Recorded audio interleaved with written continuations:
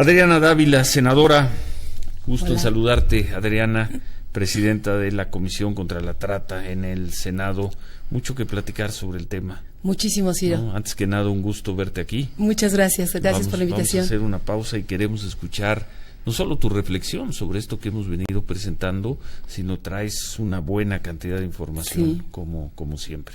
Sí, y muchas gracias, Ciro, por la invitación. Gracias, Adriana Dávila. Ahora que regresemos sobre este tema, Humberto Padgett, muchas gracias por los comentarios que hemos estado recibiendo. Y repetir, nosotros lo que hicimos fue una crónica a partir de una afirmación que nos hizo el secretario Gómez Monge, el secretario de Salud del Gobierno del Estado de México. Y bueno, pues ve todas las reacciones. Misteriosos los caminos del periodismo son. Ni tan misteriosos en este caso, ¿no? Te subiste a tu coche y seguiste el Google Map, el GPS y llegaste. Bueno, nos vamos a pausa, continuamos. Continuamos con Ciro Gómez Leiva por la mañana.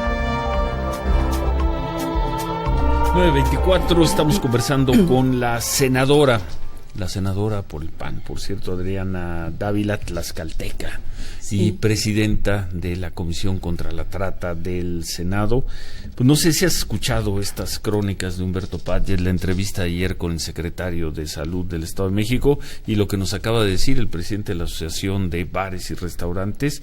Sí hubo una cruzada, vamos a llamarlo así, por parte del Gobierno del Estado de México contra los tables, Humberto. Tables. Dejamos en tables o lugares de desnudo, Adriana. Así es. ¿Cuáles son los saldos de todo esto?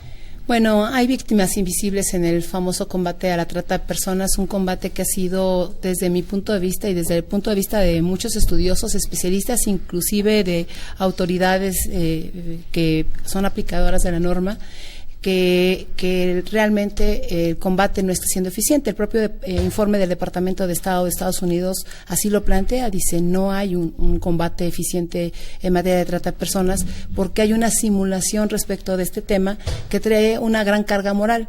La trata de personas no solo tiene fines de explotación sexual. La trata de personas hay algunos otros fines de explotación, entre ellos el trabajo forzado, entre ellos, por ejemplo, el embarazo forzado, que es parte de lo que nosotros hemos insistido, que hay casos, por ejemplo, en Tabasco que se han planteado. Entre ellos está también la servidumbre forzada, por mencionar algunos datos. En México solo se le ha dado este sesgo de carácter sexual porque hay una carga extremadamente moral para este tema. Y se piensa que solo en los table dance o solo en los bares hay trata de personas. Sin embargo, los table dance y los bares son lugares visibles, llamémosle, es decir, la autoridad otorga ciertos permisos de carácter administrativo y puede hacer esas revisiones para verificar que no haya menores de edad, porque cuando hay menores de edad que se prostituyen, por supuesto que, o más bien a los que obligan a prostituirse, que es lo que está penado en materia de trata de personas, pues por supuesto que tiene que haber y hay un delito de trata de personas. Lo que se castiga en México y lo que está penalizado, y a mí me da mucha tristeza oír a un secretario de un estado tan importante como el Estado de México. ¿Te refieres a lo que nos dijo ayer aquí el secretario? Sí, decir que en México la prostitución está prohibida. En México la prostitución no está ni siquiera regulada, que ese es el tema, es decir, ni está prohibida ni está permitida, lo cual implica que no hay un castigo ni se considera un delito. No está penalizado, no hay un tipo penal que te diga si te prostituyes esto significa o si te prostituyes. Lo que está castigado, y eso también lo establece el protocolo de Palermo, es la explotación de la prostitución ajena, es decir, que te obliguen a la prostitución ajena cuando eres mayor de edad, cuando eres menor de edad. Eso es también explotación de la prostitución ajena. Los niños, hay una condición, niñas y niños, que se les llama que no tienen capacidad para comprender el hecho o capacidad para resistirlo. Pero hay en esta carga moral, hay incluso una corriente que está planteando que desaparezcan, dicen ellos, todas las zonas de tolerancia, de trata, dicen así, lo cual me parece terrible. Para empezar, la trata no debería tolerarse. Esto es un delito, la trata tiene que castigarse, sancionarse, y el Congreso de la Unión está facultado para que se haga esta sanción. Escuchando las cifras y los argumentos, inclusive viendo la ley que ellos mismos han planteado, les comentaba fuera del aire, Humberto, Ciro, y para el público que nos plantea, están metiendo y mezclando un tema de carácter administrativo, que es la apertura de un negocio, ¿no? Y concretamente los table dance, aquí no habla de bares, no habla de otras cosas, con un carácter de un delito penal. La trata es un delito penal, se castiga grave, además no tienes libertad. ¿No? Se modificó el 73 constitucional y luego el 19 para poder establecerlo así en las penas. Y cuando tú hablas de este asunto, pareciera ser que todas las bailarinas eróticas son prostitutas. Y tratadas. Mira, y víctimas de trata. Muchas de ellas quizá pudieran ser víctimas de trata si las obligan a prostituirse, pero establecer y señalar que todas las bailarinas eróticas son prostitutas me parece que ya es un término que sí lastima la dignidad de muchas de ellas que son mujeres y que tienen una forma de trabajar que en la mañana se llama pole dance en algún gimnasio y en la noche se llama table dance, ¿no? Es cierto, dirán algunos, y el secretario ayer decía, es que muestran su cuerpo al desnudo, ¿no? Es un tema moral. Incluso debo decirte, Ciro, previo a que salieran la ley federal de 2007 y luego la ley general en 2012, los códigos penales de las entidades federativas hablaban de este tipo de delitos, lenocinio o violación, como delitos contra la moral y las buenas costumbres. Así se llamaba el capítulo, de muchos de los códigos penales. Y entonces lo que se tiene que plantear es una protección amplia respecto de la protección en materia de derechos humanos. Me extraña otro dato que da, donde te dicen hay más de 1.500 operativos, y el informe de la Comisión Intersecretarial que trae un anexo. La Comisión Intersecretarial fue creada para efectos de la Ley General de 2012, que es la que concentra toda la información, revisa, da seguimiento a la aplicación de la norma de todas las instancias involucradas. Y curiosamente, en el Estado de México hay, de 2009 al 2015 solo hay 82 personas sentenciadas. Y en el Estado de México, es del 9 al 15, los operativos son del 14 al 16. Es correcto, pero estamos hablando de 2009 al 2015, 82 personas sentenciadas. Si hicieron ¿Sentenciadas por qué? ¿Por trata? ¿Por qué? Bueno, aparentemente esto es trata. Sin embargo, nosotros hemos estado haciendo la revisión literal de las sentencias, pedimos algunas sentencias, no todos los tribunales nos las quieren dar, pero las que hemos logrado conseguir. Te quiero decir que hay varias cosas. Empiezan una investigación por trata de personas, porque, insisto, piensan que todo lugar es así, es trata, ¿no? Y están dejando de ir a los lugares en donde de veras hay trata de personas, con diversos fines de explotación, y ahorita te pongo varios ejemplos. Y van y hacen operativos. En 4 estados, de las aparentes 870 personas, de las aparentes 900 personas sentenciadas, estamos hablando de 618 sentencias que establece el informe de 2009 a la fecha, es decir, cuando teníamos una ley federal, cuando teníamos códigos penales en los estados, y luego de 2012 que entró en vigor, que por cierto, debo decir, no puede aplicarse a partir de ese mismo año, porque aunque se aplique y entre en vigor, se pueden empezar procesos ya había procesos iniciados anteriormente. Hubo una reforma en 2011 en materia de derechos humanos, principio pro persona, ¿no? La persona en el centro de todo. Y bajo este esquema no puedes hablar de que existen 1.500 operativos y solo tienes 82 personas sentenciadas. ¿Y cuántas personas o cuántas mujeres supuestamente rescatadas? Bueno, hablan de más o menos 1.500 víctimas. Pero 1.500 lugares. No, el informe del Estado de México dice que 1.500 víctimas. Pero si estamos viendo aquí dos lapsos distintos, ¿eh? Sí. Esto es 2009, 2015. No, sí, pero es el concentrado. Y este informe se supone que es el 2014. En el 2014 todavía está peor el caso, ¿no? Te quiero poner, por ejemplo, en el Estado de México, dicen que solo rescataron, fíjate, si hablan de 80 sentenciados y rescataron 96 víctimas, o más bien fueron 96 víctimas atendidas, 86 de género femenino, 10 del masculino, y fíjate el apoyo que les brindaron. 54 atenciones médicas, es decir, ni siquiera una atención médica por cada una de las víctimas rescatadas. 84 asistencias psicológicas, o sea, solo le diste una vez, platicaste con ella, la dejaste que se desahogara y ya. 24 intervenciones de trabajo social, no entiendo qué se refiere con este tema de trabajo social. 63 asesorías en el ámbito legal, cuando se supone que deberían tener por lo menos un abogado defensor cada una de ellas, ¿no? Aunque sea el mismo abogado, pero tendrían que tener, ¿no? 43 de otros rubros en atención a las necesidades específicas en cada situación particular. Esto sí es del 2014. Ese es el informe de 2014, lo que te estaba dando el concentrado. Pero hablan de 268 servicios proporcionados con operativos en 1.500 bares. o sea, me parece desproporcionado. Atendieron a 10 personas del sexo masculino. Nosotros hemos preguntado a la intersecretarial, díganos sobre qué fue, trata con fines de trabajo forzado, trata con servidumbre forzada, trata con fines de explotación, y preguntaría a cuántos lugares donde hay bailarines hombres han ido a hacer operativos, ¿por qué solo lugares en donde hay bailarinas mujeres? O sea, no entiendo el criterio. Estamos hablando del informe de la intersecretarial, que es un informe oficial que publica la Secretaría de Gobernación y del que nosotros hemos hecho observaciones insistentes, porque nos parece terrible que bajo este esquema se esté haciendo un combate a un delito que es verdaderamente grave y cuyo origen, y lo dijo ayer también el secretario de Salud, Ciro, y eso es lo que más me preocupa, cuyo origen es la Convención de las Naciones Unidas contra la Delincuencia Organizada Transnacional. ¿Qué significa esto? Si se supone que todo el mundo cuando habla de trata de personas dice que es el negocio que más dinero deja aparte del tráfico de armas y el tráfico de drogas, y que están incluidos cárteles, ayer el mismo secretario de Salud lo decía, yo preguntaría, ¿dio parte a la Procuraduría General de la República para que la CEIDO asumiera su responsabilidad en ese tema? Porque, fíjate, del 2009 al 2016, al 2015, de acuerdo a este informe, sentencias emitidas por la Federación, es decir, del Foro Federal de Delincuencia Organizada, solo tenemos 19. Bueno, tenemos que hacer un corte y al regresar muchas preguntas sobre lo que nos está diciendo la senadora Adriana Dávila, que es la presidenta de la Comisión contra la Trata, es el nombre, ¿no? Bueno, el nombre es más largo, contra la trata en el Senado, a propósito de esta serie de crónicas que ha presentado Humberto Padgett sobre los tables que sí siguen funcionando en el Estado de México. Volvemos con la senadora Adriana Dávila, la presidenta de la Comisión contra la Trata en el Senado. ¿Qué concluyes de todo esto, Adriana, del caso que hemos tocado? Humberto, también me gustaría escuchar tu punto de vista y tus preguntas, Adriana.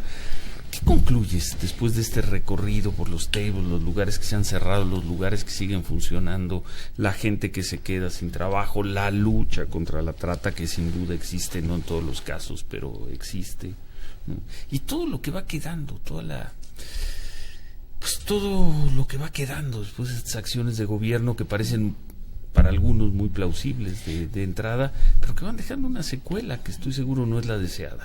Mira, yo, junto con otras senadoras, perdón, la burro por delante, otras senadoras, Angélica de la Peña, Lucero Saldaña, Cristina Díaz, por ejemplo, Diva Gastelum, que hemos venido platicando al respecto, estábamos muy preocupadas por cómo se está generando este tema, porque no solo tiene que ver con, evidentemente, lo que nos corresponde a nosotros, que es una ley que sea eficiente, sino con el seguimiento de estos mecanismos. Percibimos una gran simulación. No es posible que solo en 4 entidades federativas, estoy hablando de Chiapas, estoy hablando del Estado de México, del Distrito Federal y del Estado de México, se concentre prácticamente el 80% de las sentencias. Tenemos una disparidad, por ejemplo, tenemos de 2009 a la fecha cerca de 260 sentencias en el Distrito Federal, pero lo que nunca dicen, por ejemplo, en el reporte que aquí te quiero dejar y que pueden consultar todos en la Secretaría de Gobernación, ahí está la liga, que lo busquen, que lo investiguen, porque solo mandaron imprimir 15 ejemplares, a mí me hicieron favor de regalarme uno porque lo solicité, pero ahí pueden revisar, por ejemplo, cómo hay incluso, dicen 1,500 víctimas rescatadas y a 600 y tantas, por ejemplo, dicen, no sabemos qué nacionalidad tienen, ni identidad. A ver, entonces, ¿rescatas a alguien que no sabes a quién rescataste? Por ejemplo. O vas a un albergue en el Distrito Federal y en el albergue está vacío. O vas a otro albergue en Chiapas y nadie quiere atender a víctimas de trata. Porque hay una persecución. Por miedo. Por miedo, hay una persecución. ¿A que vayan a llegar los tratantes? No, por miedo porque hay una persecución respecto de actividades de carácter que para algunas personas no son moralmente correctas. Con 55 millones de pobres en este país y con otros 40 millones de pobres que pudieran, una clase media literalmente desaparecida, Ciro, castigar una actividad que para un mesero, o sea, que está trabajando en un lugar de esta naturaleza, un bar, un table dance. En un table. Sí, o en un bar, ¿no? Que es donde están yendo. O sea, ¿eso ya es un delito? Para empezar, te quiero decir, estas sentencias aparentemente son sentencias que están dadas en flagrancia, lo cual en un delito de esta naturaleza no puede darse, por algo muy simple. Hay 3 condiciones establecidas en los procesos convencionales para que se cometa trata de personas. Uno es el acto y las acciones que comete el delincuente, que son captar, enganchar, trasladar, retener, ocultar, ¿no? A través del uso de la fuerza, de la amenaza, que por ejemplo en México se resisten a poner en el tipo penal básico y que ya hay controversia incluso en la Suprema Corte de Justicia de la Nación, los medios comisivos, que es lo que diferenciaría la prostitución de la prostitución forzada sin necesidad de hacer otra regulación, con fines de explotación. Lo que están agarrando en flagrancia aparentemente es la explotación, no la trata de personas. Y eso es terrible porque de veras estamos dejando casos sin resolverse. Déjame mencionarte 3 porque son fundamentales. Casitas del Sur, Ciro. Casitas del Sur, que tenemos una sola persona en la cárcel, que fue atraído por la Procuraduría General de la República en su momento y que hoy no sabemos qué pasó. Bueno, ya regresaron los niños a sus casas, aunque habían sido dados en adopción. Había una red delincuencial que llegaba hasta España. ¿Y dónde están todas esas personas detenidas, encarceladas? Aunque hayan aparecido los 13 niños, eso no quita el delito, ¿no? Aunque rescates una víctima, no quita que ya cometió un delito. Ese es un caso. Mamá Rosa, que la gran familia había trata con fines de mendicidad forzada, de prostitución forzada, de servicio y trabajo forzado. Y hubo 500 rescatados y hoy solo se están atendiendo cerca de 18, 19 personas en ese sentido. ¿Y el resto? ¿Dónde no sabe, nadie sabe dónde están, quién sabe. Regresan a las calles, desaparecen como de la nada, ¿no? Son invisibles ante los ojos de las autoridades. Y déjame darte otros 2 casos que son simbólicos y que nadie los ha visto bajo ese esquema, porque la trata, insisto, se ha ido al tema de carácter moral o sexual. Y no es que no sea grave, claro que es gravísimo. Y para eso tenemos pruebas también exitosas de gente que sí ha hecho su trabajo al respecto y ahorita te lo planteo. Pero, por ejemplo, el caso de Ayotzinapa, el hermano de uno de los chicos de los normalistas, que hace una declaración en video, él mismo dice: mi hermano trabajaba para los rojos en la siembra de la amapola. Nadie sabe si él fue trabajador obligado o si los chicos normalistas también pudieron haber sido reclutados por el crimen organizado. Y le da miedo decirlo. ¿Por qué le da miedo decirlo a la autoridad? Tienen que saber que puede haber casos de trata de personas con fines de trabajo forzado en esos lugares. Michoacán, Guerrero. No es posible que no tengamos sentencias, por ejemplo, en lugares como Baja California Sur, en donde tengamos en Los Cabos, por ejemplo, turismo sexual. Y no tiene que ver con los gobiernos, tiene que ver con la regulación y las normas que nosotros estamos haciendo, que son verdaderamente terribles. Bueno, Humberto. A mí me gustaría comentar que en 2013, cuando César Gómez Monge, secretario de Salud, ya cerraba centros nocturnos con bailes eróticos, no se reportó el inicio de una sola investigación por trata de personas, ni por otros delitos que atentan contra la libertad y seguridad sexual de las personas, ni por lenocinio, ni por feminicidio siquiera, pero sí se abrieron 83 carpetas de investigación, 83 por aborto. Estado de México, 2013. Este es el momento en el que estamos, y en lo que tú decías, Adriana, hay un problema de perspectiva moral, de un problema que debiera de ser eminentemente penal, de cuidado a las víctimas. Y yo diría, o normativo, ¿no? En el caso de los table dance, en el caso de los bares, tiene que ser un asunto de carácter administrativo, tiene que haber una regulación que ellos decidan, como que yo no estoy ni promuevo ni me interesa, ese es otro tema. En el caso de trata, la persecución es un delito penal, y sobre ese tema hay que ir planteando que además ya hay sentencias de la Corte Interamericana, una que dictó a Brasil por trabajo forzado en una hacienda, la Hacienda Verde, que es importante que se conozca y que establece los parámetros que nosotros internacionalmente hemos planteado. Yo nomás haría un llamado a las autoridades, Ciro. No podemos en esta situación como hemos vivido en este país seguir simulando. No podemos en este país decir cosas y lastimar y usar estos temas de carácter electoral. Andar trayendo a las víctimas para mostrarlas, cuenten todas sus historias, que hay 3, 4, 5 víctimas, cuenten todas sus historias. Y el resto de las víctimas, como las que tú me preguntas, ¿y dónde están? Pues quién sabe, porque nadie las pela, porque no son invisibles, porque no aparecen en la tele, porque nadie repara en lo que tienen que hacer en esta reinserción social. Ayer escuchaba y decía el secretario de Salud, bueno, dimos algunos proyectos productivos. Mentira, no es cierto, se regaló una casa, se regaló una casa a una sola persona, por cierto, del Distrito Federal. Le vamos a regalar casas a las 1,500 víctimas que ellos dicen que rescataron, cuando aquí solo reportan 80 y tantas. Cuando hay 1.500 operativos y tienes menos de esas personas en ese sentido, o sea, no es regalar casas, no es hacer trabajo de carácter electoral, no es un tema que tiene que verse de manera partidista o política, es un tema de derechos humanos, de un delito que se está cometiendo y en el que hemos sido observados por la Organización de las Naciones Unidas por la Organización de las Naciones Unidas a través de la Oficina de las Naciones Unidas contra la Droga y el Delito, que dice que el tipo penal genera falta de certeza jurídica. Hemos sido observados por el Departamento de Estado de Estados Unidos, que te decía, nos retuvieron 15% del dinero, lo congelaron. ¿Ya no lo sí, lo congelaron. Ahorita están dejando de dar dinero. El primer discurso de Donald Trump bajo este esquema fue: nos mandan esto y le damos dinero a México y no hace nada. Y entonces, ahora sí estamos viendo la tempestad en cómo están las cosas y nadie hace nada. ¿Por qué? Porque moralmente, si alguien es acusado, tiene miedo que sea acusado de tratante porque la actividad moral no es la correcta para algunas personas, pues nadie dice, todos se quedan callados. El silencio es el peor enemigo del combate a esto, la cobardía. Conclusión, Adriana. Conclusión, señores del Distrito Federal, de los estados, de las entidades federativas, gobernantes de todas partes, de todos los partidos, de todos los gobiernos, dejen de simular y hagan su trabajo. Tienen que hacer un trabajo correcto.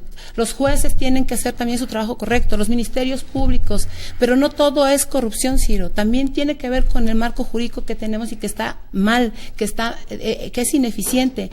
No se puede a través de la compasión o la bondad establecer aparentes causas que no son resueltas.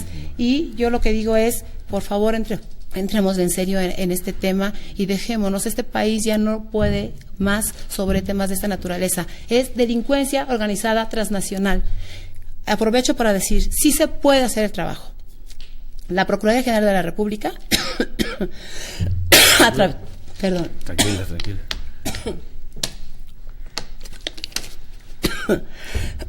Perdón, vengo algo más. Sí. Hizo 5 operaciones. A ver, sí, nos decías.